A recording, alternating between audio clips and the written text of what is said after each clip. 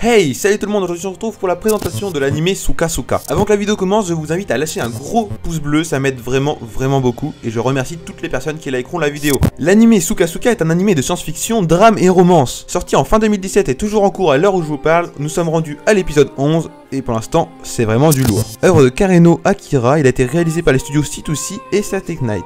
Et on peut dire que c'est vraiment très joli. Cela fait maintenant 500 ans que l'humanité a disparu à cause de redoutables bêtes. 500 ans que la Terre est laissée dans un état lamentable, preuve de destruction et d'anéantissement. Certaines races survivantes ont décidé de vivre sur des îles flottantes. Malheureusement, elles sont aussi menacées de mort par ces monstres, qui les guettent jour après jour. Seul un petit groupe de jeunes filles, des leprechauns, ça veut dire lutins si j'ai bien compris, peuvent manier des armes anciennes et capables de vaincre ces créatures. L'histoire nous entraîne dans la lutte acharnée de ces filles dont chaque combat peut facilement être leur dernier. Et de William, le dernier humain de ce monde anéanti, qui se réveille d'un long sommeil glacial. Du coup dans cet animé vous pourrez retrouver de la romance comme je vous l'ai dit, avec des histoires d'amour en quelque sorte et des relations, mais aussi des combats, et c'est ça que moi à la base je recherchais dans ce genre d'animé, parce que la science-fiction c'est ce qui m'intéresse en général, et puis tout ce qui est fantasy. Et donc ici on retrouve quand même pas mal de combats, surtout à la fin, voilà c'est normal, c'est comme ça partout. Au début ça met un peu en place l'histoire, il y a plus de romance que de combat, mais après ça fait le contraire quoi. La catégorie drame n'est pas présente pour rien, c'est quand même une histoire très triste et très touchante. Je ne sais pas pourquoi, le côté romance m'a beaucoup plu quand même, et je me suis attaché au personnage. Cette œuvre est une perle que je conseille à tout le monde, vraiment.